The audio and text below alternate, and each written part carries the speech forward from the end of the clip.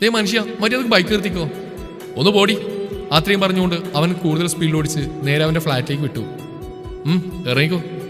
തലയെടുപ്പോൾ നിൽക്കുന്ന ഫ്ലാറ്റ് കണ്ട് വായും പൊളിച്ച് നോക്കിയിരിക്കുന്ന അവളെ കണ്ണാടിയിലൂടെ കണ്ടവൻ പറഞ്ഞു. അവൾ അപ്പോൾ തന്നെ ഇറങ്ങി. ഇതിൽ എത്രാമത്തെ നിലയിലെ ഹർഷേട്ടൻ്റെ വീട്? 28. അയ്യോ. വായും പൊളിച്ചേക്കാ വാടി. അവൻ അവളെയും കൂട്ടി ലിഫ്റ്റിലേക്ക് കയറി നേരെ അവൻ്റെ ഫ്ലാറ്റിലേക്ക് പോയി. അവിടെ എത്തിയതും അവളൊരു മടിയോടെ വെളിയിൽ നിന്നു. അവൻ വാതിൽ തുറന്ന് അകത്ത് കയറിയതും അവൾ വന്നില്ലെന്ന് കണ്ട് തിരിഞ്ഞു നോക്കി. നീ വരുന്നില്ല അകത്തേക്ക്? ഇനി ആരതി എടുത്തുകൊണ്ട് വരണോ? അവൻ അവളുടെ അടുത്തേക്ക് വന്നുകൊണ്ട് ചോദിച്ചു. ഓ ഒന്നും വേണ്ടായി, ഞാൻ തന്നെ വന്നോളാം. അതും പറഞ്ഞ് അവൾ കയറാൻ നിന്നും അവൻ അവളെ തടഞ്ഞു. വലതുകാല് വെച്ച് വാടി. അത് കേട്ടതും അവളൊരു കള്ളച്ചിരിയോടെ വലതുകാല് വെച്ച് അകത്തേക്ക് വന്നു. നല്ല വലിയ ഹാളും ഡൈനിങ് റൂമും അതിനു പുറമെ ഒരു അടുക്കളയും. ഹാളിൻ്റെ ഇരുഭാഗത്തുമായി 2 ബെഡ്റൂമും അത്യാവശ്യം നല്ല സൗകര്യമുള്ള റൂം. അവൾ ചുറ്റും നന്നായിട്ടൊന്ന് കണ്ണോടിച്ചു. ഞാനൊരു 10 മിനിറ്റിൽ വരാം, നിനക്ക് കഴിക്കാൻ എന്തെങ്കിലും വേണമല്ലേ? ഫ്രിഡ്ജിൽ ഐസ്ക്രീം ഉണ്ട്. അതും പറഞ്ഞുകൊണ്ട് അവൻ അവൻ്റെ റൂമിലെ ബാത്റൂമിലേക്ക് കയറി. അവൾ ചുറ്റും നടന്നു നോക്കി. ഷെൽഫിൽ അവൻ്റെ കുഞ്ഞുനാളിലെ ഫോട്ടോസ് കണ്ട് അവൾക്ക് ചിരി വന്നു. അതിന് താഴെ തന്നെ ഒരു ചെറിയ ആൽബം ഉണ്ടായിരുന്നു. അവളത് തുറന്നു നോക്കിയതും പൊട്ടിച്ചിരിക്കാൻ തുടങ്ങി. അവൻ്റെ 1ാം പിറന്നാളിനെടുത്ത ഫോട്ടോസ് ആയിരുന്നു അതിൽ മുഴുവൻ. അതിൽ അവൻ്റെ ഒരു നല്ല ക്യൂട്ടായിട്ടുള്ളൊരു ഫോട്ടോ അവളെടുത്ത് ബാഗിലാക്കി. പിന്നെ അടുത്ത് കണ്ടിട്ട് ഇന്ദ്രേട്ടനെ പോലെ തോന്നിയ ഒരു കുട്ടിയുടെ ഫോട്ടോയും അടിച്ചു മാറ്റി തനുവിന് വേണ്ടി. ഹർഷേട്ടൻ്റെ 1ാം പിറന്നാളിന് ഇന്ദ്രേട്ടന് വെറും 6 മാസത്തെ പ്രായം ഉണ്ടായിരുന്നു അല്ലേ? അവൾ ആ ഫോട്ടോ നോക്കി പറഞ്ഞു. പിന്നെയും കുറെ തെക്കോട്ടും വടക്കോട്ടൊക്കെ നടന്നു. അവസാനം ബോറടിച്ചപ്പോൾ TV ഓൺ ചെയ്ത് മ്യൂസിക് ചാനൽ വെച്ചുകൊണ്ടിരുന്നു. സൺ മ്യൂസിക് വെച്ചപ്പോൾ അതിൽ നല്ല റൊമാൻറ്റിക് സോങ്. അത് കണ്ടതും അവൾ വേഗം മാറ്റി. ഇവിടെ ഞാനേ മനോധൈര്യം ഇല്ലാതിരിക്കുക, അതിനിടയിലാണ് ഇവിടെ വകയൊരു പാട്ടും. അതും പറഞ്ഞുകൊണ്ട് അവൾ ഇസയരുവി വെച്ചു. അതിലും റൊമാൻറ്റിക് സോങ്. ആ ബെസ്റ്റ്, ഇവർക്ക് വേറെ പണിയൊന്നുമില്ലേ? ഛേ. അവൾ വീണ്ടും ചാനൽ മാറ്റി. C music. അതിൽ റൊമാൻറ്റിക് സോങ്. ദൈവമേ, ഇവരെൻ്റെ അവസ്ഥ അറിഞ്ഞുകൊണ്ട് കളിക്കാൻ തോന്നുന്നല്ലോ. അവസാനം അവൾ മലയാളം ചാനൽ വെക്കാന്ന് പറഞ്ഞ് കിരൺ ടി വെച്ചു. ഹായ്, എൻ്റെ ഫേവറേറ്റ് സോങ്. അവളത് നല്ല സൗണ്ടിൽ വെച്ചു. ആ സമയം അവൻ ഡ്രസ്സൊക്കെ മാറ്റി തലോർത്തി വന്നു. അവളുടെ ആ പാട്ട് കേട്ടതും അവൻ ഹാളിലേക്ക് വന്നു. അവൻ വരുന്ന പോലും ശ്രദ്ധിക്കാതെ പാട്ട് കണ്ടുകൊണ്ടിരിക്കുന്ന ബിസിയാണ്. അവൻ പതുക്കെ അവളുടെ പിന്നാലെ പോയി തല കുടഞ്ഞ് അവളുടെ മേലെ വെള്ളം തെറിപ്പിച്ചു. ഹർഷേട്ടാ. അവൾ തല്ലാൻ പോയതും അവൻ ഓടി. അവൾ പിന്നാലെ ഓടി. അവൻ നേരെ പോയി അവൻ്റെ റൂമിൽ കയറി വാതിലടക്കാൻ നിന്നും അവൾ അകത്തേക്ക് കയറി. അവൾ തല്ലാൻ കൈ ഓങ്ങിയതും അവൻ ആ കയ്യിൽ പിടിച്ച് അവളെ വലിച്ച് അവൻ്റെ നെഞ്ചിലേക്കിട്ട് പൊതിഞ്ഞ് പിടിച്ചു. എല്ലാം പെട്ടെന്നായതുകൊണ്ട് തന്നെ ബാലൻസ് തെറ്റി രണ്ടും കൂടി സോഫയിലേക്ക് വീണു. അവിടെ നിന്ന് നേരെ ഉരുണ്ടു മറിഞ്ഞ് താഴേക്കും. അവളുടെ തല നിലത്തിടിക്കാതിരിക്കാൻ വേണ്ടി അവനൊരു കൈകൊണ്ട് അവളുടെ തലയിൽ താങ്ങി പിടിച്ചു. വീണ വീഴ്ചയിൽ അവൻ്റെ ചുണ്ട് അവളുടെ ചുണ്ടിലേക്ക് അമർന്ന് സ്പർശിച്ചു. ഒരു നിമിഷം എന്താ നടന്നെന്നറിയാതെ രണ്ടുപേരും പരസ്പരം നോക്കി. അവൾ പെട്ടെന്ന് തന്നെ അവനെ തട്ടിമാറ്റി എണീറ്റു. അവനാകെ എന്തോ പോലെയായി. ഞാൻ എന്തിനാ ഇപ്പം അവളെ വലിച്ച് നെഞ്ചിലേക്കിട്ടത്? അവൻ മനസ്സിൽ പറഞ്ഞു. ഇനി ഇവിടുന്ന് ശരിയാവില്ലെന്ന് കണ്ട് അവൻ നേരെ അടുക്കളയിലേക്ക് പോയി. ഫ്രിഡ്ജ് തുറന്ന് ജ്യൂസ് എടുത്ത് കുടിച്ചു. അവൾ കണ്ണാടി നോക്കി ഡ്രസ്സ് മുടിയൊക്കെ ശരിയാക്കി. പെട്ടെന്നാണ് അവൾ ശ്രദ്ധിച്ചത് അവളുടെ കഴുത്തിലെ ചെയിൻ അഴിഞ്ഞ സംഭവം. അവൾ അതിൻ്റെ കൊക്കി എത്രയൊക്കെ കൂട്ടി യോജിപ്പിക്കാൻ ശ്രമിച്ചിട്ട് കിട്ടുന്നേയില്ല. ഡേയ് പോവാം, അവൻ റൂമിൻ്റെ വെളിയിൽ നിന്നുകൊണ്ട് ചോദിച്ചു. കുറേ നേരം കഴിഞ്ഞും അവളുടെ മറുപടി വന്നില്ലെന്ന് കണ്ടതും അവൻ അകത്തേക്ക് പോയി. അവൾ കണ്ണാടിയുടെ മുന്നിൽ നിന്ന് എന്തൊക്കെയോ ചെയ്യുന്ന കണ്ടതും അവൻ അവളുടെ അടുത്തേക്ക് പോയി. എന്താ നീ കാണിക്കുന്നേ? അവൾ ചുണ്ടുമലർത്തി കാണിച്ചുകൊണ്ട് അവനെ നേർക്ക് ആ ചെയിൻ കാണിച്ചു. ഇതൊക്കെ നിസ്സാരം. അതും പറഞ്ഞ് അവനതിൻ്റെ കൊക്കിനെ കൂട്ടി യോജിപ്പിക്കാൻ നോക്കി. എവിടെ, അത് പഴയപടി തന്നെ നിൽക്കുന്നു എന്നല്ലാതെ യോജിക്കുന്നേ ഇല്ല. എന്തോ നാടി ഇത്? ഏത് കാലത്തെ ഇത്? നല്ല ബലമുണ്ടല്ലോ. ആ. അവൻ അവളിൽ നിന്ന് കൂർപ്പിച്ച് നോക്കിക്കൊണ്ട് ആ ചെയിനിന്റെ കൊക്കിയെ കടിച്ച് ശരിയാക്കി. അവന്റെ മുഖം അടുത്തേക്ക് വന്നതും ദേഹമാകെ ഒരു കുളിരി കോരുന്ന പോലെ തോന്നി അവൾക്ക്. അവൾ അവനെ തന്നെ നോക്കിക്കൊണ്ട് നിന്നു. ഇപ്പൊ ശരിയായി. അതും പറഞ്ഞ് അവൻ തലയുർത്തി നോക്കിയപ്പോൾ കണ്ടത് അവനെ തന്നെ നോക്കിക്കൊണ്ട് നിൽക്കുന്ന തേജുവിനെയാണ്. അവളുടെ നോട്ടം കണ്ടതും അവനിലെ ഉറങ്ങിക്കിടന്ന പ്രേമനായകൻ ഉണർന്നു. അവൻ അവളെ ഇടുപ്പിലൂടെ പിടിച്ച് അവനിലേക്ക് ചേർത്ത് നിർത്തി. അവന്റെ മുഖം അടുത്തേക്ക് കൊണ്ടുവന്നതും അവൾ നെഞ്ചിൽ കൈവച്ച് തടഞ്ഞു. അവൻ എന്താന്നുള്ള ഭാവത്തിൽ അവൾ നോക്കി. അച്ഛനും അമ്മയും എന്താ പറഞ്ഞേ? അവൾ ചോദിച്ചു. അത് കേട്ടതും അവനൊരു ചെറു ചിരിയോടെ അവിടെ നടന്ന സംഭവങ്ങളൊക്കെ പറഞ്ഞു കൊടുത്തു. സത്യമാണ് ഹർഷേട്ടാ നിങ്ങൾ ഈ പറയുന്നേ? അവൾ അവൻ്റെ നെഞ്ചിൽ തലയച്ചുകൊണ്ട് ചോദിച്ചു. അതെ, ബട്ട് എല്ലാവരും ലിമിറ്റിൽ ഇരിക്കണമെന്ന് പറഞ്ഞു. പക്ഷേ ഇപ്പം എനിക്ക് നിന്നെ കാണുമ്പോൾ ഞാനൊരു മനുഷ്യനല്ലടി. എത്ര നാൾ ഞാനിങ്ങനെ കൺട്രോൾ ചെയ്തിരിക്കണം? അത് കേട്ടതും അവൾക്ക് ചിരി വന്നു. അവൾ തല ഉയർത്തി അവനെ നോക്കി. അവൻ അവളുടെ നെറ്റിയിലേക്ക് പതിയെ ചുംബിച്ചു. പിന്നെ ഇരു കണ്ണിലേക്കും കവിളിലേക്കും അവൻ്റെ ചുംബനം ഇറങ്ങി വന്നു. അവസാനം അവളുടെ ചുണ്ടുകളിലേക്ക് അവൻ്റെ ചുണ്ട് ചേർക്കാൻ വരുന്നതിന് മുമ്പ് അവൻ അവളെ വീണ്ടും ഒന്നുകൂടെ ചേർത്ത് നിർത്തി ചെറുതായിട്ടൊന്ന് പൊക്കി അവൻ്റെ നേർക്ക് കൊണ്ടുവന്നു. അവൾ കണ്ണടച്ചുകൊണ്ട് അവൻ്റെ ഷർട്ടിൽ മുറുകെ പിടിച്ചു. അവൻ പിന്നെ ഒന്നും നോക്കിയില്ല. അവൻ്റെ ചുണ്ട് അവളുടെ ചുണ്ടോട് ചേർത്ത് നുകർന്നു. അവൻ്റെ ആദ്യത്തെ ചുംബനത്തിൽ തന്നെ അവൾക്ക് രോമാഞ്ചം നിറഞ്ഞു. അവൻ പതിയെ പതിയെ അവളുടെ ചുണ്ടുകളിലേക്ക് അവൻ്റെ സ്നേഹ സമ്മാനം പകർന്നുകൊണ്ട് ആഴ്ന്നിറങ്ങി. കുറേ നേരത്തെ ചുംബനത്തിന് ശേഷം അവൻ പതിയെ അവളെ താഴെ നിർത്തി. അവൾ അവനെ ചുറ്റിപ്പിടിച്ച് അവൻ്റെ കഴുത്തിലേക്ക് മുഖം പൂഴ്ത്തി നിന്ന് ശ്വാസമെടുക്കാൻ പാടുപെട്ടു. അവൾ വല്ലാതെ കിതക്കുന്നുണ്ടായിരുന്നു. അവൻ അവളെ മുറുകെ പുണർന്ന് തലയിൽ തലോടിക്കൊണ്ട് കുറേ നേരം അങ്ങനെ നിന്നു. നമുക്ക് പോവാം, അവൻ അവളുടെ മുടിയിഴകളെ തലോടിക്കൊണ്ട് ചോദിച്ചു. അവളൊരു നാണച്ചിരിയോടെ പറഞ്ഞു. ഈ സമയം വീട്ടിൽ. അച്ഛാ, ഞാൻ പറഞ്ഞില്ലേ എനിക്കിപ്പോൾ ഈ കല്യാണം വേണ്ടെന്ന്, പൂജ ദേഷ്യത്തോടെ പറഞ്ഞു. എടി, ദീപുവിന് എന്താടി കുഴപ്പം? നല്ല സ്വത്തുണ്ട്, നല്ല കൃഷിയുണ്ട്, അവനെ കെട്ടിയ ജീവിതകാലം മുഴുവൻ സന്തോഷത്തോടെ ഇരിക്കാലോ. ചെറിയമ്മേ, അവൾക്ക് താല്പര്യമില്ലെങ്കിൽ വിട്ടുകളാ.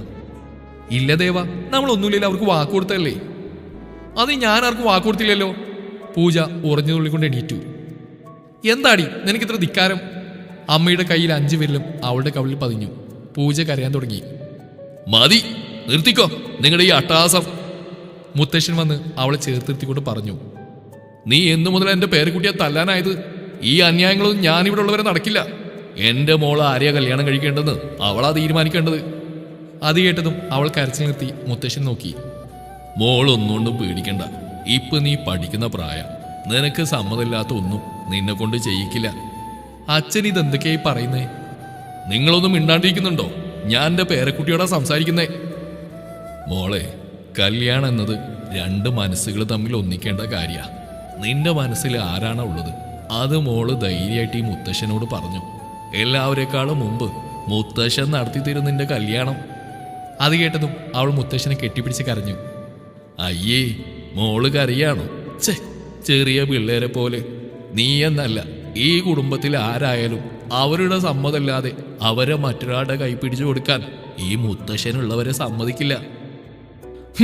ഈ അച്ഛനാ പേരക്കുട്ടികളെ മുഴുവൻ കൊഞ്ചിച്ച് വഷളാക്കുന്നേ. അതും പറഞ്ഞുകൊണ്ട് പൂജയുടെ അച്ഛൻ ദേഷ്യത്തോടെ അകത്തേക്ക് കയറിപ്പോയി. മുത്തശ്ശ! എല്ലാ പേരക്കുട്ടികളും ഓടി വന്ന് മുത്തശ്ശനെ കെട്ടിപ്പിടിച്ച് ഉമ്മ കൊടുത്തു. തനുവിന് അപ്പോഴായിരുന്നു ഒന്ന് ശ്വാസം നേരെ വീണത്. ഡീ പൂജ, ഇങ്ങോട്ട് വാ. തനു അവളെയും വിളിച്ചുകൊണ്ട് അകത്തേക്ക് പോയി. എന്താടി? ഈ ഒരു അവസരം നമുക്ക് മുതലെടുത്താലോ? എങ്ങനെ? നീ ഡേവിഡ് സാറിനെ വിളിക്ക്. ഞാനോ? എന്തിന്? ഡി ഇപ്പൊ കുറേ ആയില്ലേ ആളെ കാണാതിരിക്കുന്നു, ചുമ്മാ വിളിച്ചൊന്ന് സംസാരിക്കടി. അയ്യേ പോടി, അയാളെന്ത് വിചാരിക്കും? ഒന്നും വിചാരിക്കില്ല, നീ വിളിക്ക്. അതും പറഞ്ഞ് തനു അവൾക്ക് നേരെ ഫോൺ നീട്ടി. എടി, അത് വേണോ? ഞാൻ പറയേണ്ടത് പറഞ്ഞു. സംഗീതയുടെ കാര്യം അറിയാലോ. അത് കേട്ടതും പൂജയ്ക്ക് ദേഷ്യം വന്നു. അവൾ അപ്പോൾ തന്നെ അവൻ്റെ നമ്പർ ഡയൽ ചെയ്തു. ഫോൺ റിംഗ് അടിക്കാൻ തുടങ്ങിയതും പൂജയ്ക്ക് വല്ലാത്ത ടെൻഷനായി. അവൾ നഖം കടിച്ചുകൊണ്ടിരുന്നു. കുറേ നേരം റിംഗ് അടിച്ച ശേഷം അവൻ ഫോൺ എടുത്തു. ഹലോ. മറുഭാഗത്ത് നിന്ന് അവൻ്റെ ശബ്ദം കേട്ടപ്പോൾ തന്നെ അവളുടെ പകുതി ശ്വാസവും നിന്നു. ഹലോ. അവൻ വീണ്ടും ചോദിച്ചു. സംസാരിക്ക് എടി, എന്തിനും പറ. തനു അവൾ നോക്കി ആക്ഷൻ കാണിച്ചുകൊണ്ട് പറഞ്ഞു. ഞാനെന്തു പറയാനാ? പൂജ തിരിച്ച് അവൾ നോക്കി ആക്ഷൻ കാണിച്ചു. ഹലോ, ആരാ? അത് കേട്ടതും അവൾ പെട്ടെന്ന് ഫോൺ വെച്ചു. നീ എന്ത് പണിയടി കാണിച്ചേ? തനു തലയിൽ കൈവച്ചുകൊണ്ട് പറഞ്ഞു. എടി, സാറിൻ്റെ നമ്പർ സേവ് ചെയ്തിട്ടില്ലാന്ന് തോന്നുന്നു. സാറെന്തിന് നിന്റെ നമ്പർ സേവ് ചെയ്യണം? ഇങ്ങനെയൊക്കെ വിളിച്ച് പരിചയപ്പെട്ടാലല്ലേ വല്ലതും നടക്കൂ. എടി, എന്നാലും എനിക്ക് നല്ല പേടിയുണ്ട്. ഓഹ്, ഇവൾ ഒരുത്തി. അതും പറഞ്ഞ് തനു വീണ്ടും അവൻ്റെ നമ്പർ ഡയൽ ചെയ്തു. ഹലോ. അവനത് പറഞ്ഞതും തനു ആ ഫോൺ പൂജയുടെ കൈ കൊടുത്തു. എടി മഹാഭാവി, എനിക്ക് എന്തിനാണ് ഇത്? അവൾ ആ ഫോണിനെ കാതോരത്ത് വെച്ചു. മറുഭാഗത്തു നിന്നും അവൾക്കൊന്നും കേൾക്കാൻ കഴിഞ്ഞില്ല. മറിച്ച് അവൻ ശ്വാസം വരുന്ന ശബ്ദം മാത്രം കേൾക്കാം. അവൾ എന്താ പറയേണ്ടതെന്നറിയാതെ കുഴഞ്ഞു. ഡേവിഡിന് ഫോണിന്റെ മറുഭാഗത്തുള്ള ആൾ ആരാണെന്ന് നന്നായിട്ട് മനസ്സിലായി. അവൻ അവളെന്തെങ്കിലും പറയട്ടെന്ന് കരുതി മിണ്ടാതിരുന്നു. അവന് ചിരി വന്നെങ്കിലും അത് അടക്കി പിടിച്ചുകൊണ്ട് അവളുടെ മറുപടിക്ക് വേണ്ടി കാത്തിരുന്നു. പക്ഷേ അവളുണ്ടോ വല്ലതും പറയുന്നേ? ഹലോ. അവളൊന്നും സംസാരിക്കില്ലെന്ന് കണ്ടതും അവൻ തന്നെ തുടങ്ങി വെച്ചു. ആ ഹലോ, ഇത് ഡേവിഡ് ജോൺ അല്ലേ? അവൾ കുറച്ച് ഫോർമലായിട്ട് തന്നെ ശബ്ദം മാറ്റി ചോദിച്ചു. ആ അതെ മിസ് പൂജ. താനെന്താ ഈ സമയത്ത്, അതും എൻ്റെ ഫോണില്? ദൈവമേ, പെട്ടു. സർ, ഞാൻ അത്... എന്താടോ താൻ പറയാമെന്ന് ആദ്യം പറ. Happy Diwali sir. Same to U.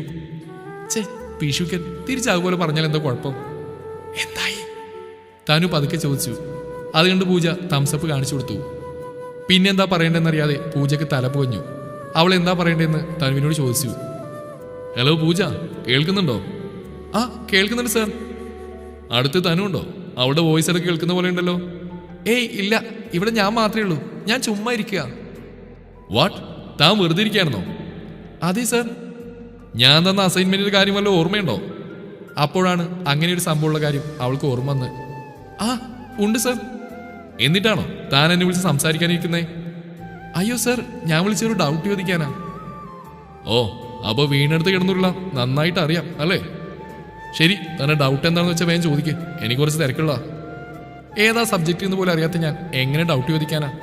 ഏത് നേരത്താണാവും എനിക്കങ്ങനെ പറയാൻ തോന്നിയത്? അവൾ തനുവിനെ കൂർപ്പിച്ച് നോക്കി. എന്താടി അയാളെന്താ പറഞ്ഞേ? തനി ചോദിച്ചു. അപ്പോൾ സബ്ജക്റ്റ് ഏതാന്ന് പോലും തനിക്കറിയില്ല അല്ലേ? പൂജയുടെ മനസ്സ് വായിച്ചെടുത്ത പോലെ ഡേവിഡ് ചോദിച്ചു. അവളൊന്നും പറയാതിരുന്നു. ഞാൻ നിങ്ങളുടെ റെക്കോർഡ്സ് കംപ്ലീറ്റ് ചെയ്തു വരാൻ പറഞ്ഞു. അതുമാത്രമല്ല, ഹ്യൂമൻ ബയോളജിയിലെ ചാപ്റ്റർ 10 സെൽ സ്ട്രക്ചറാണ് അസൈൻമെന്റ് ആയിട്ട് തന്നത്. പിന്നെ അവൾ എന്തൊക്കെയോ ആ ചാപ്റ്ററിനെ കുറിച്ച് പറയാൻ തുടങ്ങി. സോ നെക്സ്റ്റ് വീക്ക് വരുമ്പോൾ ഞാൻ എന്താണോ അസൈൻമെന്റ് തന്നത് അത് 10 ടൈം ഇമ്പോസിഷൻ എഴുതിയിട്ട് വന്നാൽ മതി, കേട്ടല്ലോ? അയ്യോ സർ.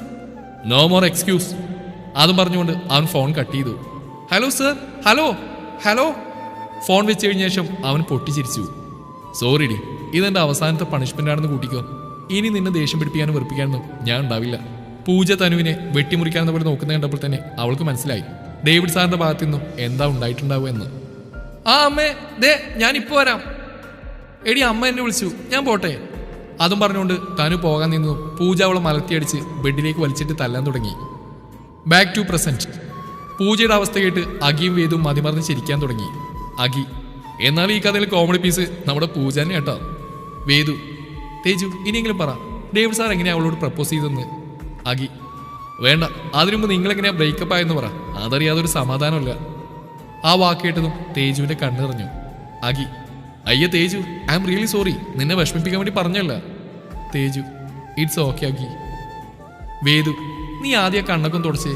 അതും പറഞ്ഞുകൊണ്ട് അവൾ തേജുവിന്റെ നേർക്ക് ഒരു കർച്ചീഫ് നീട്ടി. അവൾ അതും വാങ്ങിച്ച് കണ്ണു തുടച്ചു. ഞങ്ങൾ സ്നേഹിക്കാൻ തുടങ്ങിയതിൽ പിന്നെ എല്ലാം നല്ല രീതിയിൽ തന്നെ പോയിക്കൊണ്ടിരുന്നേ. പക്ഷെ ഒരു ദിവസം ഹർഷേട്ട എന്നോട് വന്ന് നമ്മൾ പിരിയാന്ന് പറഞ്ഞ് ഇപ്പോഴും കൺമുമ്പിൽ തന്നെയുണ്ട്. അതും പറഞ്ഞുകൊണ്ട് അവൾ വീണ്ടും കരയാൻ തുടങ്ങി. ഷേടാ, നീ ഇങ്ങനെ കരഞ്ഞാലോ? നമ്മളെ വേണ്ടാത്തവരെ നമുക്കും വേണ്ട, അത്രയും കരുതിയാൽ മതി. വേദു അവളെ പറഞ്ഞ് ആശ്വസിപ്പിച്ചു. എന്നിട്ട് എന്തായി? ആകി ഭയങ്കര എക്സൈറ്റഡ് ആയിരുന്നു. നീ ഒന്നും മിണ്ടാതിരിക്കണ്ടോ? ഇപ്പം എല്ലാം അവളൊന്ന് കരച്ചിൽ നിർത്തിയിട്ടേ ഉള്ളൂ. നീ ആദ്യം പൂജയുടെയും ഡേവിഡ് സാറിന്റെ കാര്യം പറ, എന്നിട്ട് മതി ക്ലൈമാക്സ്. തേജു മെല്ലിയൊന്ന് കരച്ചിൽ നിർത്തിയ ശേഷം പറയാൻ തുടങ്ങി. അന്ന് ഞങ്ങൾ നാട്ടിൽ വന്നു പോയ ശേഷം കോളേജിലെത്തിയപ്പോൾ എല്ലാവർക്കും ഒത്തിരി സന്തോഷമായിരുന്നു. പുതിയ സെമ്മ് തുടങ്ങാൻ പോകുന്നതിൻ്റെ ഉത്സാഹത്തിലായിരുന്നു എല്ലാവരും. എന്നാൽ മറ്റൊരു വാർത്തയും കൂടി കേട്ടപ്പോൾ ആ ഉത്സാഹം ഒറ്റയടി തന്നെ ഇല്ലാണ്ടായി. തുടരും.